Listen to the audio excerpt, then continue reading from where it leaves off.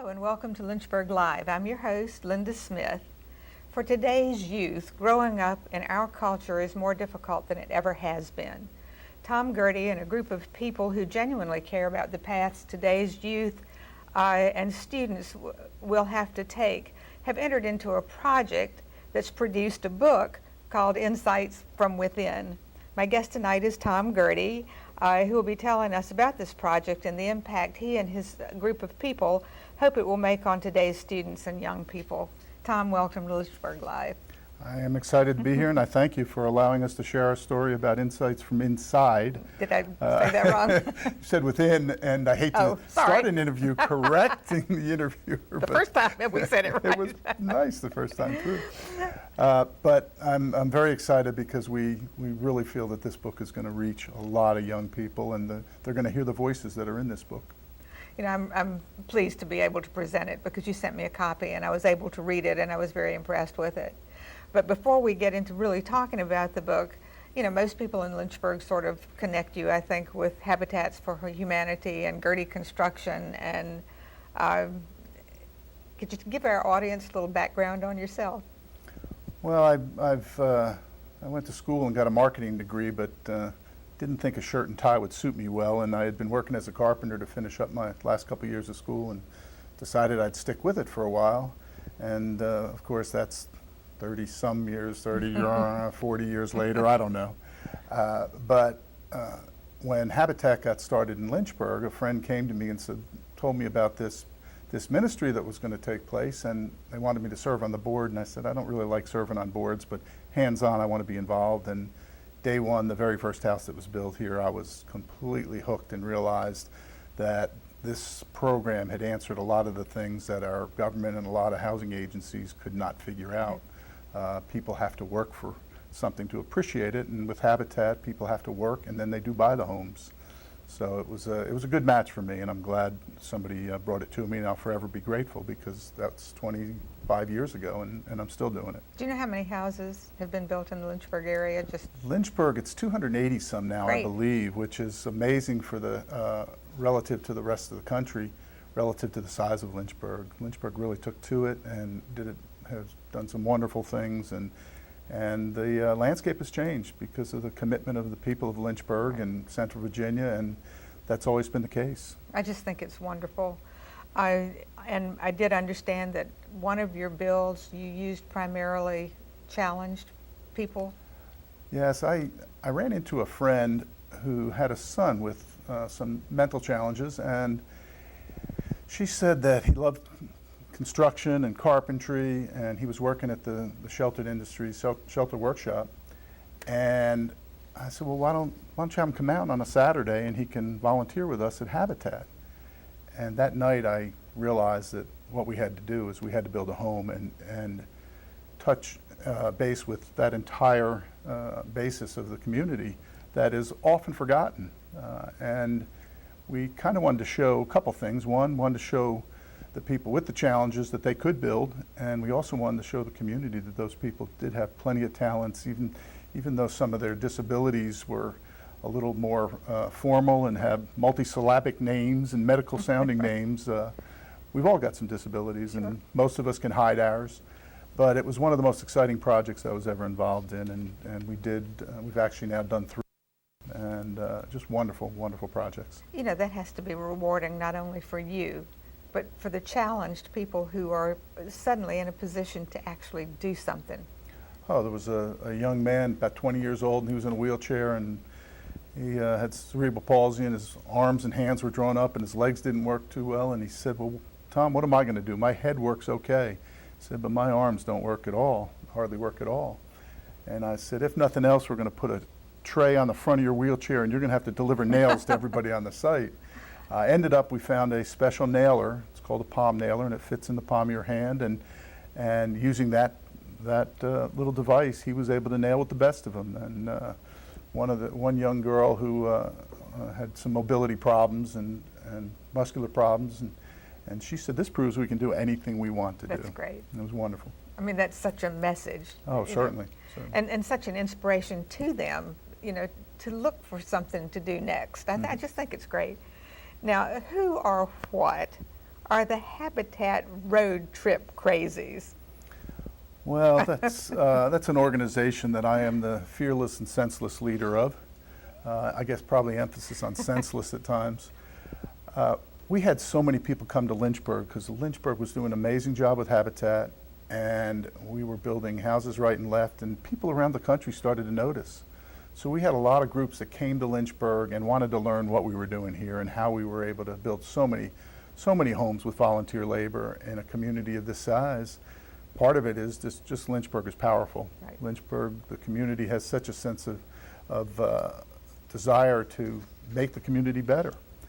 And after about 10 years of that, we decided that so many people had come to Lynchburg and help that we needed to pay it forward and go out and help some other communities. And about 20 of us from Lynchburg, about a dozen years back, decided we'd go out on the road and go to a small community and help. And we had so much fun, we decided we were going to do it at least That's once a year. cool. And we ended up doing it now. We do it now 3 or 4 times a year. And we didn't actually name ourselves. We kind of got that name because somebody wrote an article and said these people are a little bit crazy, but they sure know how to build homes with That's volunteers. wonderful. And local writer wrote after traveling with us that he thought the Crazies, the best description of the Crazies was Mother Teresa meets Jimmy Buffett. Was that Daryl Loran? That was Daryl Loran. It sounds like Daryl. And I was just very flattered by that on both ends of it. I thought that's a great description of these people that just travel around the East Coast, up and down the East Coast to small towns and help stir up some excitement for Habitat. You know, generally you're recognized for your humanitarianism, and you've won some awards. Would it embarrass you just to tell us about a couple of the awards you've won? Yeah, it does embarrass Okay. me a little bit, and it embarrasses me because it's just the way we're supposed to live. And I read something somewhere. Wouldn't it be nice if we got to the point in time where getting an award for humanitarianism was like getting an award for waking up in the morning? I just was given a personality that is a cheerleader, and I'm not afraid to go out and make a fool out of myself and stir up some excitement. And it's not that is any better or worse, but it's just the personality I was given. And the great thing about Lynchburg is if you stand up and cheer and say, look, we need something for the community, we need to accomplish something here, people come out of the woodwork. They It's do. a powerful, powerful community. My husband will tell you I pretty much have that same kind of personality. Now, a lot of people may not know you write a blog for the Huffington Post. At a Habitat build back in 2000, I was asked to head up a build down in Hilton Head, and people think Habitat build in Hilton Head. Well, just off the strip in Hilton Head, it's fairly troubled areas, a lot of shacks and trailers.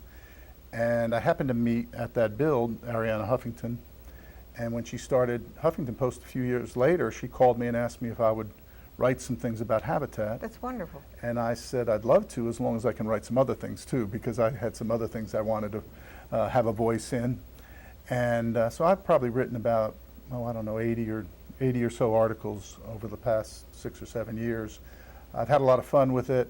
In the beginning, when she was just asking people she knew, and there were only a couple hundred writers, there was a lot of activity and it was fun. Now there's a couple thousand writers, but she still allows me to submit pieces, and I recently did one about my parents' last days on Earth. My parents died 16 hours apart last July 4th and 5th, and it was kind of surreal, but my mother's last request was cheap funeral and good party. And that was the article I wrote, Right. Cheap funeral and good party, an amazing final gift, because she did. She gave us that gift that it's time to celebrate my life, and I had a good life, and now I don't want a funeral, I want a party. So we did it. That was a wonderful blog. Well, thank you. I mean, I Thank enjoy you. it so much. I'm proud of that one. Can you just tell us kind of briefly what other topics you cover? Well, I do a little bit of political writing, but most of that is from the middle, because I'm completely convinced that the answers are in the middle. Unfortunately, right now, we seem to be running to both extremes, and both the quasi-news world and the pundits, they seem to work from both ends of the spectrum. And the reality is that most of our answers are somewhere in between. And if we would all accept that, we could accomplish a lot instead of fighting to deflate or beat the other side, we could beat the problems. Well, you certainly have taken off with this new book and this project. Before you even got to the publication of the book, you put a lot of planning into this. Can you tell us a little bit about it? Yes, it's been a fairly involved and drawn-out project. The idea for the project came from when I was in a youth group as a young child, and they brought in a couple inmates to talk to us. And I can remember to this day, these two guys sitting there, and it wasn't scared straight, because that doesn't seem to work, but it was just a conversation, and we could ask them whatever we wanted. And I can remember sitting in that fellowship hall at a church youth group I was in. And ever since, I've had this idea that that's the voice that a lot of our kids need to hear. And I was approached by Paul and Libby Fitzgerald about this friend of theirs that played high school football at Glass and was an amazing football player, B.B. Shavers. And they were trying to help him get parole. He has served a lot of time because he messed up, got involved in some drugs, and was got in prison with an attitude, and that extended his stay a little bit longer until he got his head straight. And when he got his head straight, they decided they wanted to try to help him get out. And he made the comment that when he got out, he wanted to help young people not make bad decisions like he had made. Well, I sent word back through Paul Fitzgerald Jr. I said, tell your friend BB that he doesn't have to wait to get out.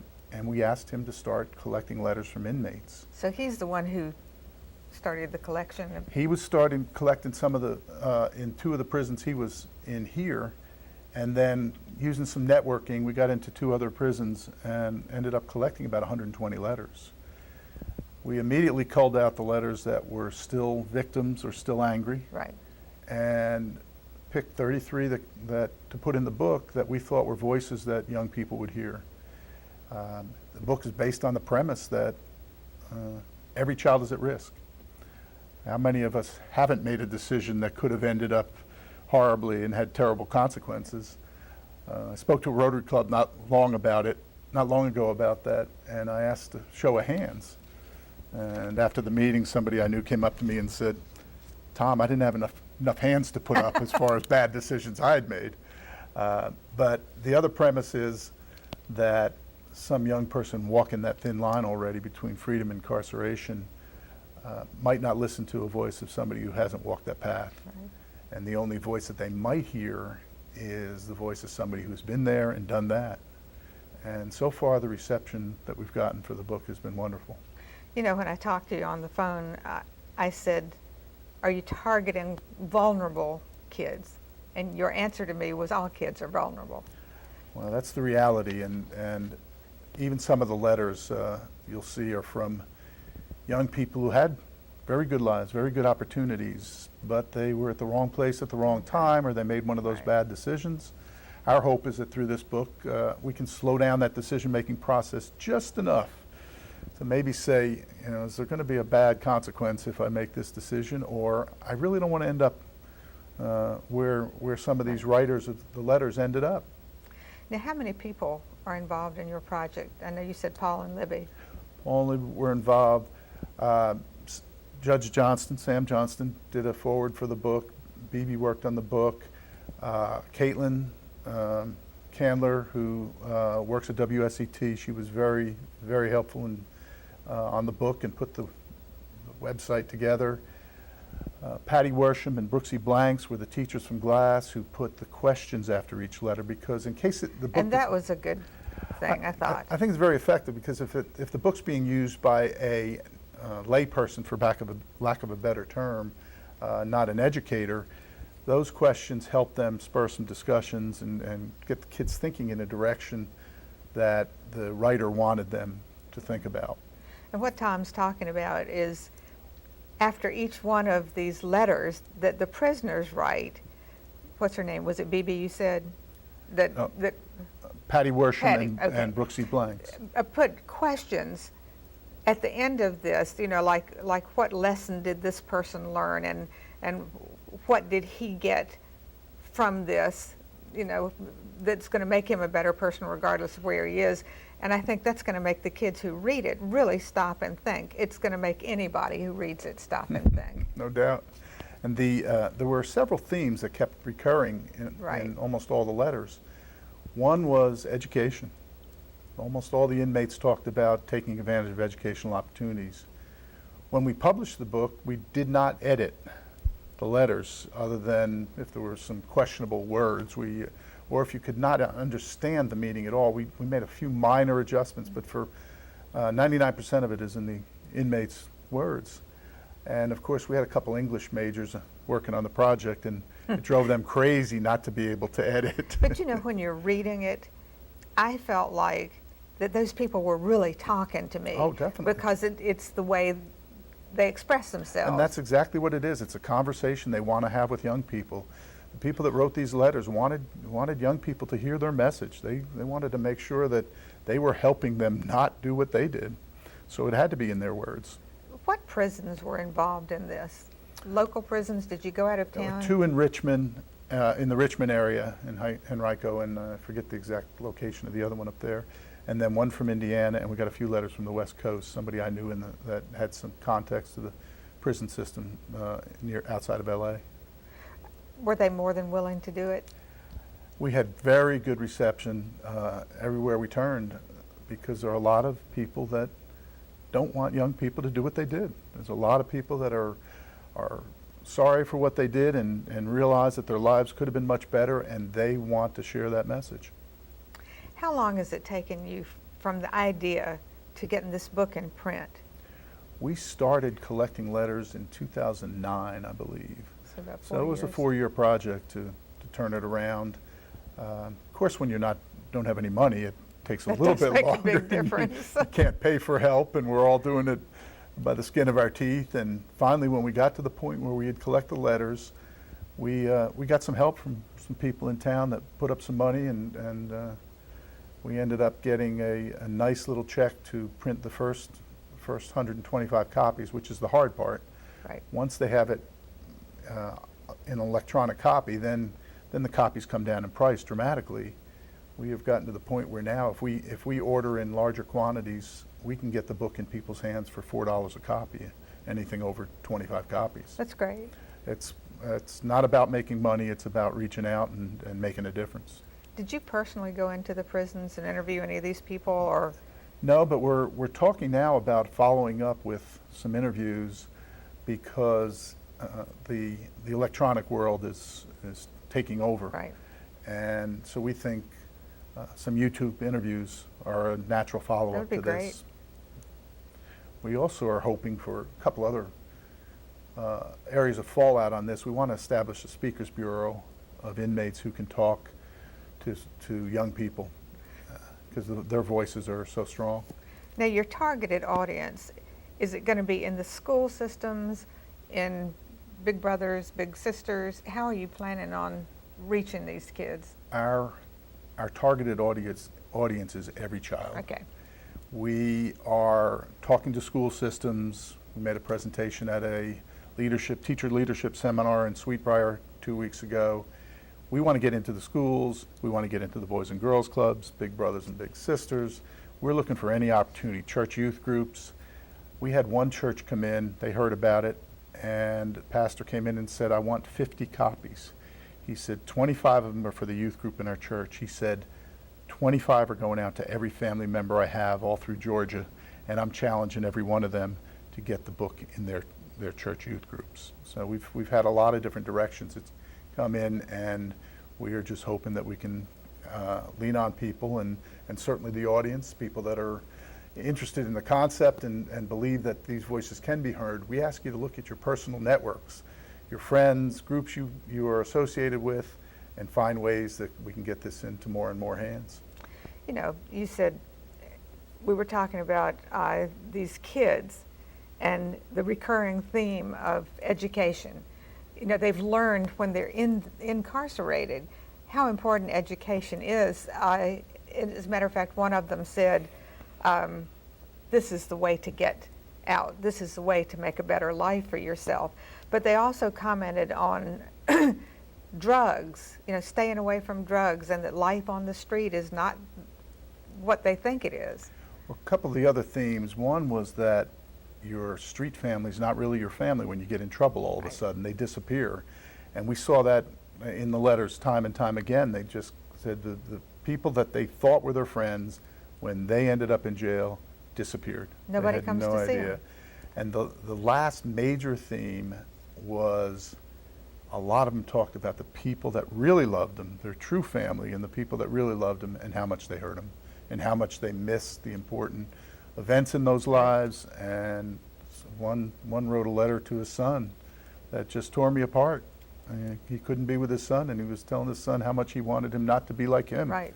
And that's just a very, very frightening concept, that you're telling your son not to be like you, as opposed to what most people hope their children grow up to be like them. And I think he also said that he has such limited contact with this child, and he has limited contact with the mom of this child, his family. He's lonely. I mean, that really stuck out, and I wondered if that was one of the key points that kids would pick up on.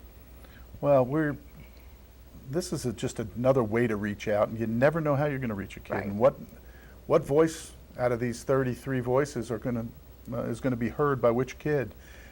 And that's why we have to reach out in so many different directions. And this book is just another one. It's there was a guy, Theodore Giselle. I don't know if you know that name, but he said a lot of.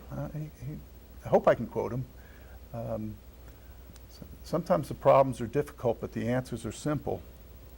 And we think this is a simple, certainly not a cure-all, but a simple way to reach some young people. By the way, that Theodore Giselle is Dr. Seuss. Oh. His middle name was Seuss, and that's where he got his name. But even he recognized that sometimes we complicate things, but sometimes the answers are right in front of us. And we feel that this is a very simple, inexpensive way to reach some children. One thing, if I were a student at that stage of my life now and read this book, I think the wake-up call for me would be the letters that the prisoners wrote describing what it's really like on the inside, how you have no autonomy, how people tell you to do everything. You have no choices. And then they did go on to sort of briefly describe physical and sexual abuse. Oh, certainly. The reality in prison is not the glorified picture that many of the TV Right. shows will show, and the reality is pretty gruesome, pretty brutal. And hopefully that message will come across. And it's not, again, the book is not in the fashion of Scared Straight, because that doesn't seem to work, and I don't think it works because it seems like kids are going to out-tough you. If you try to show them how Right. tough you are, they're going to out-tough you. This is just a conversation. And the inmates are basically saying, look, you don't want to be like me. You don't want to be here. It's just not a good place. And there's ways to avoid being here. And those voices are strong. And I am 100% convinced that some young people are going to hear those voices. And it's up to us to make sure we can get it in the hands of as many people as possible. And hopefully, using our social networks and the electronic world these days, we can get it to crisscross the country. I wondered how stressed out, what kind of stress the kids who are reading this would feel like. What am I going to do that's going to be wrong, that's going to send me down this path, if they're not really interested in going down that path?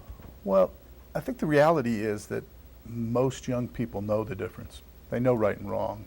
The problem is that sometimes that they are getting attention for some of the wrong things, Right. because they're not getting attention elsewhere. So if we can focus on making sure that we're giving our kids attention for the right things, then they don't necessarily have to end up in a world where the people on the street become their temporary family. Do you think there's going to be resistance with kids? Some kids, it's bound to be some resistance. Like I said, you never know how you're going to reach Right. a kid. And there's going to be some kids that are convinced that they know better. And I guess that's part of kids' job description to a degree. But this is just a hope that some of them will hear that it's not a direction they want to go. It's a shame that you can't monitor what kind of success you have with the book. It would be impossible, I'm sure, to do that. But It's going to be very difficult to get empirical data back from this. Right.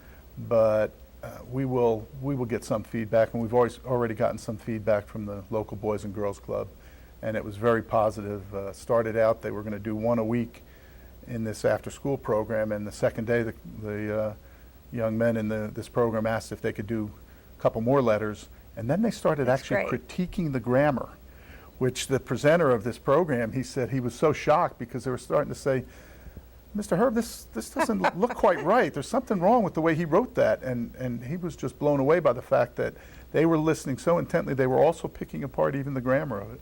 And some of them that were incarcerated and still had years ahead of them in jail got an education while they were in jail. And that seems to be one of the positives that I thought stood out, you know, for any kid who's reading it. You know, I can get an education if I have to end up in that situation. Yes, even the fact that they are behind bars, they're realizing that education is important, and hopefully one day when they get out, they'll see the value of it.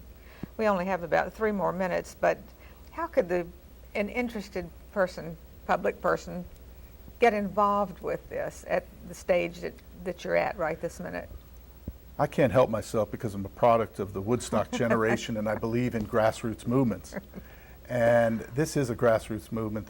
We're looking for people who have contacts anywhere in the country, people that work with young people, people that have friends that are educators in other parts of the country or work with Boys and Girls Club. So far, we've sent at least one book to 14 different states, but we want to be in every single state, and we want to be in every single state in a big way. So I hope anyone who is watching takes it to heart and realizes that we've got to reach out. We've got to find a way to be proactive and instead of reactive, because our society waits till something goes wrong and then we try to do something. And this is a proactive way that we can reach our kids maybe before they make a bad decision. Do you have a website? Yes, you can find the book and the website at www.insightsfrominside.com. And please contact us through that site if you need to. There's a place to purchase books there. If you want to purchase larger quantity of books, you can get up with us directly at my company, Gerdy Construction, and we will help you get it in the hands of kids quickly. We just need to. It's terribly important. Right, I've got to ask you this question, even if they cut us off. How has this affected you personally? Your involvement with this project, your working on this project, reading these letters yourself?